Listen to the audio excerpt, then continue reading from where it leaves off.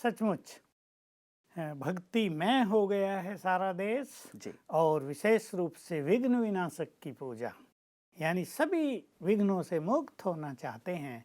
और मुझे तो पूर्ण विश्वास है कि इस बार हमारा सारा देश विघ्नों से मुक्त हो जाएगा। वह आपके मुंह में गुलाब जामुन रहता है जी। सभी बिल्कुल चाहते हैं कि बिल्कुल देश सभी समस्याओं से मुक्त हो जी। जाए। और मुझे तो विशेष खुशी होती है क्योंकि हमारा जो प्रोग्राम है समाधान, वो समस्याओं के समाधान का जो हाँ, स्वरूप है वो गणेश जी ही हैं। तो बिल्कुल इसीलिए विशेष खुशी होती है कि गणेश जी सदा हमारे साथ साथ हैं। हमारा सारा प्रोग्राम गणेश जी को ही समर्पित है क्योंकि उनका काम हम भी कर रहे हैं थोड़ा बहुत। हाँ, सचमुच भारतवर्ष त्योहारों का एक देश है जहाँ सदा ही त्योहार मनाए जाते रहते हैं। जी। और कभी यहाँ दिवाली की रिमझिम होती है तो अभी राखी की रिमझिम रही, फिर जन्माष्टमी। जन्माष्टमी की रही। विदेशी भी सोचते होंगे कि लोग कितना इनके पास छुट्टी है, लोग कहते हैं ये गरीब हैं, ये तो मस्त हो रहे हैं, खर्च कर रहे हैं। लेकिन कहाँ इसके गरीब पीछे है? कितना आनंद है, मेल हाँ मिलाप है, हाँ, खुशी है और बिल्कुल जीवन का बिल्कुल। संपूर्ण आनंद तो भारतवासी ले सड़क रहे से हैं। गुजरे हम, हमारे यहाँ भी आबू रोड से और हमारे यहाँ तक वो हजारों गणेश प्रतिमाएं चमक रही हैं। जी। कौन ऐसा होगा कि उन्हें देखकर जिनका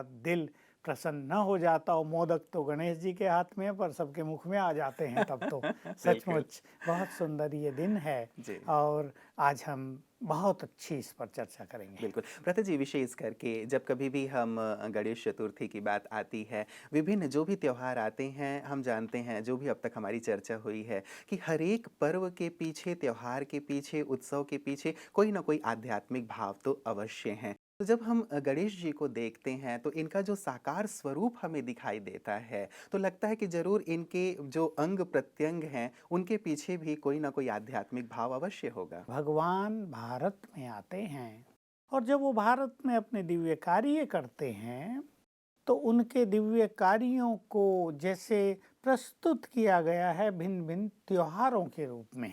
हुँ, हुँ। पीछे भी हम लोगों ने चर्चा की।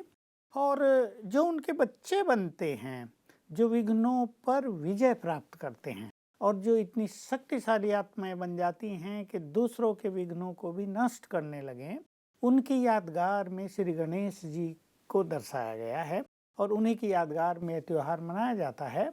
तो वास्तव में शिव के बच्चे हैं सभी और श्री गणेश जी भी शिव के ही पुत्र थे, 2 पुत्र उन्हें दिखाए हैं। तो ये पुरुषोत्तम संगम युग यानी कलयुग के अंत में जब भगवान इस धरा पर आते हैं, सत्य ज्ञान देते हैं, मनुष्य को अपनी शक्तियां देते हैं और उन्हें सभी विघ्न समस्याओं पर विजय प्राप्त करने का ज्ञान भी देते हैं, तो उसकी यादगार में ये प्रतिमाएं हैं। तो ये सत्य है कि इनके सभी जो अंग हैं या और जो इनके हाथों में चीजें हैं जी। वो आध्यात्मिक रहस्य लिए हुए ही हैं। तो भ्राता जी, ये जैसे सिर दिखाया जाता है, हाथी का शीश दिखाया गया है या बड़े कान दिखाए गए हैं या सूंड दिखाया गया है या एक दंत कहा जाता है उनको, तो किस रूप में हम समझें? या बड़ा सा जो पेट आपने कहा वो भी दिखाया जाता है, तो क्या भाव है इनके पीछे? आकर ज्ञान देते हैं जी। तो वो मनुष्य को सद्विवेक देते हैं, दिव्य बुद्धि प्रदान करते हैं। और ये जो हाथी का सिर दिखाया गया है, वास्तव में हाथी को बहुत ही बुद्धिमान माना जाता है। कोई व्यक्ति बहुत बुद्धिमान हो तो उसके लिए यही कहा जाता है he is as wise as an elephant, यानी बहुत बुद्धिमान। वो अपने चारों ओर के वातावरण को सहज ही परख लेता है और आप देखेंगे बड़ी मस्ती से चलता है ना। तो वास्तव में किसी मनुष्य को तो ऐसा सिर हो भी नहीं सकता। सोचने की बात है, महादेव ने सिर काट दिया बच्चे का और फिर हाथी के बच्चे का सिर काट के उस पे रख दिया, दोनों के धड़ कैसे मिलेंगे? हाथी का बच्चा चाहे 2 ही दिन का हो, उसका धड़ तो मोटा होगा और मनुष्य के बच्चे का छोटा सा। मतलब आध्यात्मिक तो रहस्य आध्यात्मिक ही है। रहस्य जी, है जी। इनमें। तो बहुत श्रेष्ठ बुद्धि जिन लोगों को प्राप्त हुई, भगवान के जो बच्चे बन गए और उन्हें सर्वश्रेष्ठ बुद्धि प्राप्त हुई, सर्वश्रेष्ठ ज्ञान प्राप्त हुआ, जिसके बल से वो विघ्नों को नष्ट करने में सक्षम हुए, उसकी यादगार में ये हाथी का सिर दिखा दिया गया है। बिल्कुल। भ्राता जी, चूहे की आपने बात कही, तो चूहे से भी क्या कुछ भाव हाँ, जुड़ा हुआ मैं है? सारी बातें स्पष्ट कर देता हूँ। सिर में ही हैं बड़े बड़े कान जी। और हाथी के कान तो खैर बड़े होंगे, ये हाथी खुद ही बड़ा है, लेकिन उनकी ग्रहण शक्ति बहुत ज्यादा है। यानी भगवान जो ज्ञान देते हैं उस सब को आराम से ग्रहण ग्रहण करते कर हैं। लेते हैं। जैसे कहा जाता है ना, ये भाई कान खोल के सुनो, कोई बहुत अच्छी बात। तो जिसने भगवान के ज्ञान को कान खोल के सुना, यानी बहुत ध्यान से सुना, सब कुछ ग्रहण कर लिया, उसकी यादगार ये कान है। पेट भी बड़ा दिखाया गया है, हाथ में मोदक भी दिखाया जाता है। भला सदा ही तो कोई मोदक खाएगा भी नहीं, और कोई देवता खाता रहे तो लोग उसे पेटू कहने लगे। आजकल किसी का पेट बढ़ जाता है उसे पेटू कह के छेड़ने लगते हैं। बड़ा पेट अर्थात सब कुछ समाने वाला। भगवान ने ज्ञान दिया और कहा तुम्हें यदि महान बनना है, तुम्हें भी यदि विघ्न विनाशक बनना है, तो सब बातों को अपने अंदर समा लो। तो समाना यानी पचा लेना। तो जैसे कुछ माताओं के लिए कहा जाता है इसके पेट में तो बात पचती नहीं, तो हालांकि बात तो बुद्धि में पचेगी, लेकिन कहावत के रूप में यही कह दिया जाता है पेट में नहीं पचती। तो जो महान बने, जो भगवान के बच्चे दूसरों के विघ्न नष्ट करने में समर्थ हुए, उनकी एक खूबी ये थी कि सब बात पचा ली, समा ली, अर्थात उनके अंदर समाने की बहुत ज्यादा शक्ति थी। मोदक प्रसन्नता का प्रतीक है, वो सदा प्रसन्न रहे और सबको प्रसन्नता बांटते रहे। तो ये इनके शरीर पर लक्षण उनके रहस्य हैं। रही बात चूहे की, अब देखिए स्थूल में तो ये सब संभव नहीं है। भला चूहा दौड़ेगा भी कैसे तेज? वाहन पे बैठे और फटाफट महादेव जी का और पार्वती जी का चक्कर लगा दिया और कहा तुम ही सृष्टि के माता पिता हो, बीज हो, तो तुम्हारा चक्कर लगाना माना सारे सृष्टि का चक्कर लग गया। भगवान ने माया की तुलना चूहे से कर दी। माया भी एक चूहे के समान है, चूही है ये, जो फूंक भी देती है, काटती भी है। मतलब बहुत मीठी लगती है मनुष्य को माया, जैसे मोह है। एक माँ को मोह बहुत मीठा लगता है, लेकिन वो बड़ा कष्टदायक होता है। तो ये माया चूहा भी बड़ी मीठी है, लेकिन काटती बहुत है। चूहे की नेचर है हर चीज को कुतर कुतर कर देना। तो ये माया चूही भी सब कुछ काट डालती है, मनुष्य की सुख शांति आनंद प्रेम सबको नष्ट कर डालती है। इसको वश में कर लिया, यानी इसको अपना वाहन बना दिया कि तुम मेरे नीचे, अब मैं तुम्हारा मालिक, तुम पर सवार। तो जिन आत्माओं ने माया को अपने वश में कर लिया वही विघ्न विनाशक बने थे, वही बहुत समर्थ बने थे। उनकी याद में गणेश जी का जो वाहन मूसक दिखाया जाता है। मतलब हर एक चीज़ जो भी इनके आभूषण दिखाए गए हैं या फिर ये जो वाहन दिखाया गया है, हर एक चीज़ के पीछे एक आध्यात्मिक भाव है। भ्राता जी, विघ्न विनाशक की बात लगातार आप कर रहे हैं और गणपति जी को विघ्न विनाशक विशेष रूप से कहा जाता है। कार्यक्रम की भी हमने बात कही कि ये समस्या से समाधान का है। तो आज के दिन विशेष करके यदि हम अपने विघ्नों को समाप्त करना चाहते हैं तो किस रूप से विशेष करके गणपति जी की पूजा आराधना की जाए या स्वयं भी विघ्नों को कैसे नष्ट किया जाए, इस पे थोड़ा प्रकाश होगा। हाँ, मैं पहले तो ये बता दूं कि भारतवर्ष में विशेषकर महाराष्ट्र आदि में, साउथ में भी, आंध्र में भी हमने देखा तो गणेश जी की प्रतिमा की स्थापना करते हैं लोग अपने घरों में। नॉर्थ इंडिया में बहुत कम था, अभी थोड़ा थोड़ा प्रचलन है स्थापना करने का। 10 दिन 8 दिन, कोई 3 दिन भी रखते हैं, कोई 5 दिन भी। और क्योंकि उसके पीछे कुछ विधि विधान होते हैं इसलिए लोग ज़्यादा समय नहीं रख पाते। पहला तो विधान पवित्रता का ही है, क्योंकि विघ्नों को मनुष्य पवित्रता के बल से ही नष्ट कर लेता है। तो जिसके परिवारों में, काम धंधों में, बच्चों पर, अपने जीवन पर कुछ विघ्न आ रहे हैं, बड़ा विघ्न है, तो लोग गणेश जी की प्रतिमा 10 दिन के लिए घरों में स्थापित करते हैं। फिर रोज उनकी पूजा अर्चना और पूरा घर जैसे उस भक्तिमय वातावरण से ओतप्रोत हो जाता है।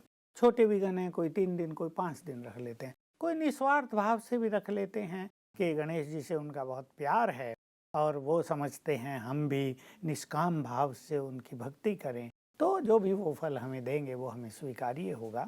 तो गणेश जी की प्रतिमा घरों में स्थापित की जाती है, फिर उन्हें विसर्जित कर दिया जाता है। विसर्जित तो इसलिए किया जाता है कि सदा तो गणेश जी को घर में रख नहीं सकते। लोग इस पे बहुत कमेंट्स करते हैं कि पूजा पाठ की फिर डुबो दिया, ये क्या अपमान कर दिया उनका, डुबोया थोड़ा ही जाता है, माना विसर्जन, भाई कार्य पूरा हुआ। तो वास्तव में भगवान इस धरा पर इस समय पुनः अपना कार्य कर रहे हैं और वो हमें योग सिखाकर, राजयोग सिखाकर, यानी सर्वशक्तिवान से बुद्धि का, मन का कनेक्शन जोड़कर उनसे शक्तियां कैसे ली जाएं, ज्ञान भी दे रहे हैं। क्योंकि ज्ञान भी एक बल है और परमात्म बल को भी हमें योग से प्राप्त कर लेना होता है। तो जब दोनों हम प्राप्त कर लेते हैं तो जीवन में जो भिन्न भिन्न विघ्न आते हैं, कुछ विघ्नों को हम ज्ञान बल से समाप्त कर देते हैं, यानी ज्ञान की बातों को याद करके, और कुछ विघ्नों को हम योग बल से समाप्त कर देते हैं। मान लो एक व्यक्ति अपमान कर गया हमारा और हमारे पास ज्ञान है तो हम इसे बहुत लाइटली लेते हैं, अरे उसने बोला तो क्या हुआ, चलो बोल के वो खुश हुआ। ज्ञान का स्मरण करके हम अनेक चीज़ों को जो विघन रूप बन जाते हैं जीवन में, उनको नष्ट कर डालते हैं। तो मैं इस संबंध में सभी भक्तों को भी ये बात कहना चाहूँगा कि वो श्री गणेश जी की पूजा अर्चना कर रहे हैं, उनकी स्थापना कर रहे हैं, इट्स वेरी गुड। भारत में ये एक बहुत सुंदर माहौल बनता है। अपने भक्तों को, प्यारे भाई और बहनों को कहूँगा, जैसे गणेश जी शिव की संतान थे, हम सब भी शिव की ही संतान हैं। वो निराकार परमात्मा है, हम उसके बच्चे हैं। तो जैसे शेर का बच्चा शेर होता है तो वो सर्वशक्तिवान हैं, हम भी उनके बच्चे बहुत शक्तिशाली हैं। तो हमारे पास परमात्म शक्तियां हैं विघ्नों को नष्ट करने की। तो आज के दिन मैं सभी को कहूँगा कि अपनी शक्तियों को भी पहचानें। ठीक है, आपने 5, 7, 10 दिन गणेश जी की स्थापना कर ली, कोई छोटा मोटा विघ्न आपके जीवन से नष्ट भी हो गया, परंतु बहुतों को ये भी पता चलता है, अनुभव होता है, हर व्यक्ति विघ्नों से घिरा नजर आता है, हर परिवार विघ्नों से घिरा नजर आता है। एजुकेशन देखो कितनी बढ़ गई है, लेकिन एजुकेटेड लोगों में कितने विघ्न रहते हैं। स्टूडेंट्स में मेरे पास बहुत सारे केस आते हैं, किसी को नौकरी नहीं मिल रही है, किसी की कंसंट्रेशन नष्ट हो रही है, किसी का एग्जाम बिगड़ गया है। विघ्न विनाशक की पूजा अर्चना हो रही है, दूसरी ओर विघ्नों का विस्तार हो रहा है। हम पूजा को नकार नहीं रहे हैं, लेकिन हम ये याद दिलाना चाहते हैं अपने सभी प्यारे भाइयों और बहनों को कि तुम्हारे पास ही विघ्नों को नष्ट करने की शक्ति है। अपनी शक्तियों को भी पहचानो। गणेश जी के लिए 3 चीज़ें विशेष रूप से हैं, वे विघ्न विनाशक हैं, वे सिद्धि विनायक हैं और विद्यापति हैं। और एक सूक्ष्म चीज और मैं कहूँगा, गणेश जी को 8 रूपों में दर्शाया जाता है। हमने बहुत सारे मंदिर देखे, गणेश 8, और तो हमने पूछा ये 8 क्यों भाई, गणेश जी तो एक थे। तो इसका उत्तर लोगों के पास तो होता नहीं, लेकिन ईश्वरीय ज्ञान के द्वारा हमने इसके रहस्य को भी जान लिया है। तो भिन्न भिन्न तरह के विघ्न आते हैं। जब भगवान इस धरा पर आकर ज्ञान योग सिखाते हैं, जिसकी चर्चा हम कराए हैं, तो 8 मनुष्य आत्माएं मोस्ट पावरफुल बनती हैं, जो अपने को संपूर्ण पवित्र बना लेती हैं, समस्त ईश्वरीय शक्तियों को अपने में धारण कर लेती हैं, वे विघ्न विनाशक बन जाती हैं। लेकिन एक एक विघ्न को एक एक आत्मा दूर करने वाली। जैसे भाई रोगों का विघ्न आ रहा है तो एक गणेश जी उसको समाप्त करेंगे। धंधों में विघ्न आ रहा है, एक गणेश जी उसको, उन विघ्नों को नष्ट करेंगे। और परिवार पर कोई बाधा आ गई, एक्सीडेंट्स हो रहे हैं, बिना मतलब ही छोटी छोटी बातें चल रही है, तीसरे गणेश जी उनको नष्ट करेंगे। धन के संबंध में विघ्न आ रहा, चौथे गणेश जी। तो अलग अलग ये जो महानात्मा अलग अलग तरह के विघ्नों को नष्ट करने में सक्षम होती हैं। उनमें से सभी आत्माएं सभी विघ्नों को भी नष्ट करती हैं, लेकिन एक की वो स्पेशलिस्ट होते हैं, जैसे डॉक्टर होते हैं, भाई इस तरह का विघ्न है तो तुम इनके पास जाओ। तो ये 8 गणपति इस तरह दिखाए जाते हैं। मैं फिर वही बात याद दिलाऊंगा, मैं सभी को याद दिलाना चाहता हूँ, अपने अंदर की शक्तियों को पहचानो, उन्हें जागृत करो, तो तुम स्वयं ही अपने विघ्नों को नष्ट करने में सक्षम हो जाओगे। बिल्कुल, ये बहुत महत्वपूर्ण बात रही भ्राता जी कि हम केवल आज के दिन पूजा ना करें, लेकिन हम सब भी शिव की संतान हैं, तो हम भी विघ्न विनाशक हैं, हम भी गणपति के समान हैं। तो अपनी शक्तियों को हम जागृत करें तो निश्चित रूप से सारे जो विघ्न हैं वो नष्ट हो जाएंगे, सब समस्याओं का समाधान हो जाएगा। दूसरी विशेष बात भ्राता जी, इन्हें बहुत बुद्धिमान दिखाया जाता है गणेश जी को। जैसे आपने भी चर्चा की कि जब ये बात आई कि जाओ पूरे पृथ्वी का भ्रमण करके आओ, तो इन्होंने अपने माता पिता की ही परिक्रमा लगा ली और इसीलिए इन्हें प्रथम देवता कहा गया। तो ऐसी बुद्धि आज हर एक व्यक्ति चाहता है कि गणेश जी जैसी हमारी तीक्ष्ण बुद्धि हो या हमारे बच्चों की बुद्धि ऐसी हो। तो क्या ऐसी बुद्धि भी प्राप्त की जा सकती है?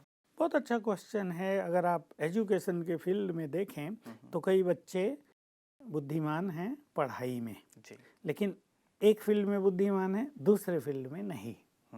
कोई मैथमेटिक्स में बहुत बुद्धिमान है तो इंग्लिश में बहुत वीक है, कोई और किस फिजिक्स में बहुत बुद्धिमान है तो केमिस्ट्री में बहुत वीक है, पीछे है। तो बुद्धिमान होना एक बात, और कॉलेज यूनिवर्सिटी की डिग्री ले लेना अलग बात। कईयों के पास बहुत अच्छी डिग्री होती हैं, लेकिन देखने में आता है ही इज़ नॉट वाइज, बिल्कुल बुद्धिमान वो नहीं है व्यक्ति। कई चीज़ों का उसे बिल्कुल जैसे अबोध है वो। तो मैंने भी 3 बातों की चर्चा की गणेश जी के बारे में, विघ्न विनाशक, सिद्धि विनायक और विद्यापति। तो भगवान ने जो सद्विद्या दी, विवेक जिसे कहते हैं, स्वयं का ज्ञान, अपने देव स्वरूप का ज्ञान, परमात्मा का ज्ञान, नैतिक मूल्यों का ज्ञान, मुक्ति जीवन मुक्ति का ज्ञान, जिससे हमारे मन का अंधकार दूर होता है, भगवान ने वो विद्या दी।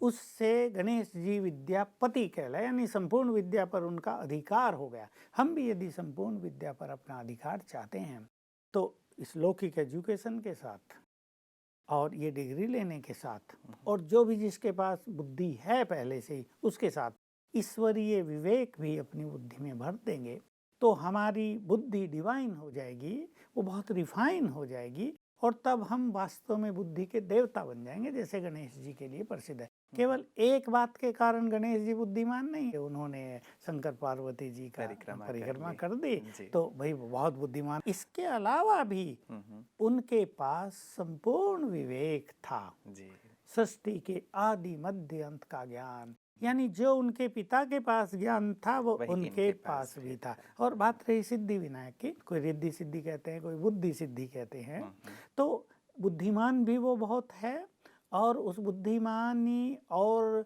साधनाओं के बल से उन्होंने अनेक सिद्धियां भी प्राप्त की, यानी हर कार्य में सफलता भी प्राप्त मतलब की। ये जो 2 पत्नियां दिखाई जाती हैं ये भी एक आध्यात्मिक प्रतीक ही हैं। जी। तो ये चीजें ईश्वरीय ज्ञान के द्वारा हम सब भी प्राप्त कर सकते हैं, अनेक सिद्धियां भी हम ले सकते हैं और हर कार्यों में सफल भी हो सकते हैं और अपनी बुद्धि का भी संपूर्ण विकास कर सकते हैं। तो रिद्धि सिद्धि के स्वामी भी हम बन जाते हैं। तो गणेश जी के पास ये सभी चीज़ें थी। तो आज के दिन इन चीज़ों का बहुत महत्व है और हम तो यही सबको कहते हैं कि तुम भी श्री गणेश जी के साथी बन जाओ। बिल्कुल। भ्राता जी, प्रथम पूजा इनकी होती है। जो बही खाता भी चालू होता है, कोई भी लोग कार्य अच्छा चालू करते हैं भी अपने तो तिजोरी के सामने स्वास्तिक तो बना ही देते हैं। स्वास्तिक का अर्थ है शुभ, शुभ होना। और ये एक बहुत अच्छा रहस्य है कि किसी भी कार्य की शुरुआत में अगर कुछ शुभ संकेत बना लिए जाएं, अगर कुछ शुभ विचार मन में कायम कर लिए जाएं, अगर एक बहुत अच्छी भावनाएं, बहुत अच्छे वाइब्रेशंस चारों ओर क्रिएट कर दिए जाएं, तो उस चीज का इफेक्ट पूरे कार्य पर पड़ता है। तो इसीलिए श्री गणेश जी जो बुद्धि के देवता हैं, जो हर विघ्न को नष्ट करने वाले हैं, जो हर कार्य में शुभ से प्रारंभ करने वाले हैं, उनकी पहले पूजा होने लगी। भाई श्री गणेश जी की पहले पूजा करेंगे तो सब कार्य निर्विघ्न भी होगा, शुभ शुभ होगा सब जगह और जो भी हम करेंगे उसमें हम सफल होंगे। सभी लोग अच्छी भक्ति भावना में डूबे हुए हैं। हर वर्ष हम मनाते आ रहे हैं गणपति उत्सव जो मनाया जाता है। इस वर्ष किस रूप से इसको विशेष तौर पे मनाया जाए ताकि जीवन भी प्रकाशित हो, आनंदित हो, मुदित हो और हम भी विघ्नों से मुक्त हो जाएं? पहली चीज तो मैं कहना चाहूँगा, विघ्न तो बढ़ रहे हैं संसार में जी। और जैसा कि हम सृष्टि चक्र के ज्ञान के आधार से जानते हैं, हम अशुभ नहीं बोल रहे हैं पर एक जानकारी सबको देना चाहते हैं कि ये विघ्न दिनों दिन बढ़ते ही जाएंगे। तो जैसे विघ्न बढ़ें हम भी अपनी शक्तियों को बढ़ाएं। एक बात जी, तो विघ्न हमें पावरफुल बनाने वाले बन जाएं, न कि हमें कमजोर करने वाले, न कि हमारी खुशी और शांति को नष्ट करने वाले। ये प्रथम चीज। दूसरी चीज मैं ये कहूँगा सभी को कि विघ्नों का असली कारण है मन का कमजोर होना, पाप कर्मों में वृद्धि होना, मनोविकारों में बहुत वृद्धि होना, एक दूसरे के प्रति भावनाएं दूषित होना, स्वार्थ भाव बढ़ जाना, ये सब कारण हैं विघ्नों के। तो आज के दिन हम इन सब को छोड़ने का भी संकल्प करें, इस रूप से मनाएं। गणेश जी की अगर आपने अपने घर में स्थापना की है और बहुत अच्छी बात है, आई डू अप्रिशिएट इट, लेकिन एक चीज कर लें कि कोई एक बुराई इस दिन अवश्य छोड़ दें। एक व्रत ले लें अपने जीवन में, मुझे आज से ये करना है।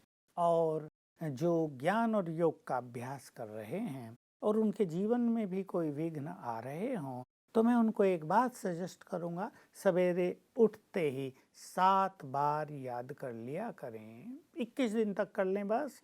मैं विघ्न विनाशक हूँ, भगवान की संतान हूँ, मास्टर सर्वशक्तिवान हूँ। 7 बार मैं मास्टर सर्वशक्तिवान हूँ, विघ्न विनाशक हूँ। तो हमारे जो ये वाइब्रेशंस हैं, विशेष करके सवेरे उठते ही हमारा सबकॉन्शियस माइंड मोस्ट पावरफुल रहता है। तो इतने अच्छे वाइब्रेशंस चारों ओर फैलेंगे, तो जो भी आने वाले विघ्न भी होंगे या जो चल रहे विघ्न हैं, वो भी नष्ट होने लगेंगे। बिल्कुल, बहुत-बहुत शुक्रिया भ्राता जी।